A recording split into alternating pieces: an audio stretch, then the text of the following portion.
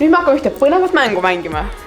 Just, et see on siis minu ja Tallinna Tehnikaülikooli tudengite poolt loodud küberturvalisuse mäng, mis räägib juhtumitest. Ja seal mängus on 52 kaarti, aga ma valisin välja sulle mõned, et me tahtsime just rääkida turvalisusest ja siis GDPR-ist koolis. Ma kohe küsiks, mis see GDPR on. Kõlab mingi väga keeruline asi. Ja, et tegemist on siis ingliskeelse termisega, on siis General Data Protection Regulation, ehk siis eesti keeles isikuandmete kaitse seadus.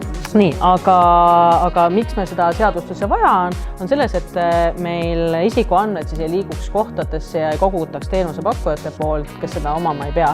Ja kuna lapsed nüüd kasutavad väga palju erinevaid keskkondas ja õpetajad, siis see on kindlasti probleemiks. Aga sellest paremini aru saada, et mis need andmed üldse on ja kus mured tekivad, siin on meil siis see mäng. Et vali siis mõni lugu välja ja ma küsin su käest selle kohta. Ma arvan, et see on päris hea alguseks. Et siin on nüüd lugu sellest, et kuidas on võimalik, et üks rahvus saab meili teel ära kaduda. Meili, ma mõtlen kirjad. Nii, et vaat siin teisel pool on mul siuke pikem jutt, aga sa pead ära arvama, mis see võiks siis olla. Et kuidas rahvus võiks ära kasutada. Loodan, et see juhtus Inglismaal ja mis need lendavad taldrikud siin on? Et siin on vihjed. Ja natuke vihjed ka. Appi. Et kas oled siukest lendavat taldrikut arvuti juures vahel näinud? Sa mõtled, et arvuti sees või? No pannakse jah niimoodi. CD. Just CD-plaadi peal. Et kuidas siis rahvus CD-plaadi peal võis kirjadel ära kaduda? Mitte meilis, vaid just kirjadel. Et saadeti nii-öelda meiliga see CD-plaatisse läks kaduma. No just, et Inglismaal on siuke tobe lugu juhtus, et kõik asjad, nagu ka meil on ju ka Eesti riik, eks ole, kõik need isikuandmed on ju selles suures andmebaasis. Need panid siis koopia, panid diski peale, saatsid ära ühte teise asutusse, see asutus kunagi seda kätte ei saanud. Need andmed olid ära kadunud, eks ole. Nii, et võt sellist asja võib juhtuda, aga sina valisid selle loo, et keegi siin nüüd lärmab, et ta võib kõiki asju teha ja siis juhtus hoopis niimoodi, et selle lärmamise peale siis ta pandi annetama raha siis hea tegevuseks. Kuidas selline asi võiks juhtuda? Et kas sinu andmete põhjal, mis sa internetti oled pannud, kas keegi saab teha näiteks sinu eest ülekande? Niisama ei tohiks saada või olen, mis sorti andmed sa oled sinna välja pannud? Aga... No näiteks ma panen oma pangakonto ülesse. Siis jah. Aga kuidas? Ei, no kui sa paned lihtsalt pangakonto numbri, siis mitte, aga kui sa paned enda nii-öelda need koodid, et sinu saab sisse. No vaat, aga tead siuke Top Geari sari ja Jeremy Clarkson? Vaat Inglismaal ta ka lärmas selle peale, et ma panen anda oma konto numbri teile siia ja vaadake, te kuni midagi teha ei saa. Aga ta sai, et tehti talle otse korralduse leping ja ta hakkas annetama siis vähihaigetele 500 naela kuus.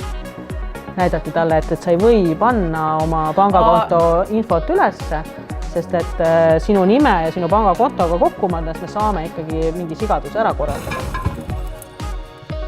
Oh my god! Appe! Ma ei julge enam midagi internetis. Ära pane internetti ühesõnaga. Aga sa küsisid samamoodi, et lastega on ju sama asi, et kui me paneme nende inimene teeb siis konto igasse keskkonda ja kasutame oma ees ja perekonna nime. Sa küsisid, et aga miks see üldse nagu ebaturvaline on? Siis me rääkisime just, et tulevikus võib-olla keegi kasutab seda teavet, et sa oled mingisuguse tulemuse saanud seal ära, võib-olla ei saa kuskile maale sisse, võib-olla sinu poliitilise meelsus on, eks ole.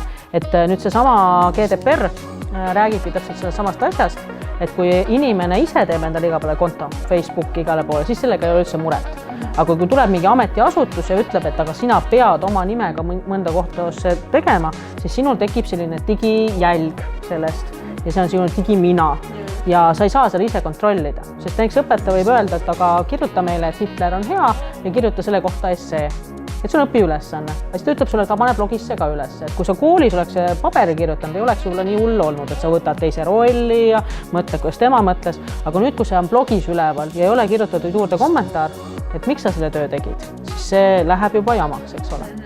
Et siis õpilased võiksid siis teada, et õpetaja ikkagi ei või nende töid internetis edasi üles panna ja samamoodi ei või nende nimele siis koolis kontosid luua, et kui nemad loovad, nad peavad ise sellega nõus olema või nende vanemad nõus olema.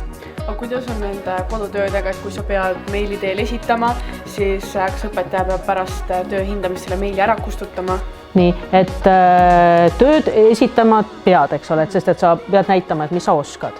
Nüüd õpetajatele on tõesti harjumus, et parimad tööd ja vahel ka halvemad tööd hoitakse alles, et näidata teistele lastele. Yeah. No vot, eks ole, aga tegelikult seda teha ei tohi, et kui sa tahad kellegi tööd kellegile näidata, sa pead sellelt inimeselt olnud luba küsinud ja vahel sa võib-olla pead selle nimega ära võtma sealt juurde. Mina kuulen esimest korda sellest, et õpetaja peaks selle ära kustutama ja ma arvan, et paljud õpetajad ei ole isegi selle peale mõelnud, et kas oskad umbkaudu öelda, kui palju on neid, kes on sellest teadlikud ja reaalselt kustutavad? Ma arvan, et kevadel oli 95% neid, kes ei teadnud midagi sellest ja jätsid kõik asjad alles. Aga me siin nüüd hakkasime läbima oma sügise selle kohta, meil siis arvutiõpetajad, et tegelikult sellist asja ei või toimuda. Ja nüüd on seda hästi palju arutatud, et ma arvan, et nüüd on protsent juba 10, kes seda juba teab. Aga me selle alla me kindlasti sellel õppeaastal väga palju teeme tööd. Ehk mida õpetaja veel peab teadma? Esiteks, kui ta selle konto loob kellegile, ise loob või kool loob, siis tuleb sellest luba küsida. Ja kui on laps alla 18, siis tuleb luba küsida lapse vanemalt. Ja iga kool on siis pidanud koju saatma sellise paberi, kus on kirjas, et kus ma seda lapse nime võin kasutada, kas ma võin teda Facebooki neist tema pilti üles panna, mis ma tema tööga võin teha ja võib-olla mõne asjaga veel. Et mõned koolid on näiteks küsinud ka luba, et kas ma võin e-õppena kasutada näiteks tõesti seda TikToki või siis ma võin kasutada Google'it või siis Padletit. Et on viisakas ikkagi inimesele küsida, et kas ma võin kasutada. Millal ei pea küsima nii palju luba on see, kui kasutatakse anonüümseid või pseudoanonüümseid kontosid, ehk ei saada teada, kes see inimene on. Et siis kool annab lapsele konto, millel ei ole mitte mingit nime ja laps seda kasutab. Aga ei tohi siis niimoodi, et see sama konto läheb järgmisele lapsele. Ja lõpetuseks ma palun korra veel korrata sul üle, mis GDPR siis oli? Et see on siis isikuandmete selline kaitseseadus, lihtsalt tavakeeles ja see tähendab seda, et iga inimene, kes teeb kuhugi konto või siis läheb kuhugi veebilehele, siis need keskkonnad peavad andma teada, et nad koguvad selle inimese andmeid ja mida selle andmetega tehakse. Sa pead sellega nõus olema. Suur aitäh, et sa olid nõus osalema selles videos. Aitäh kõigile, kes vaatasid. Ja kui te tahate veel küberturvalisuse teemadel kuulata, edasi mõelda, siis kindlasti tšekkake sellel samal veebilehel ka teisi videoloenguid ning järgmise korrani. Tšauki!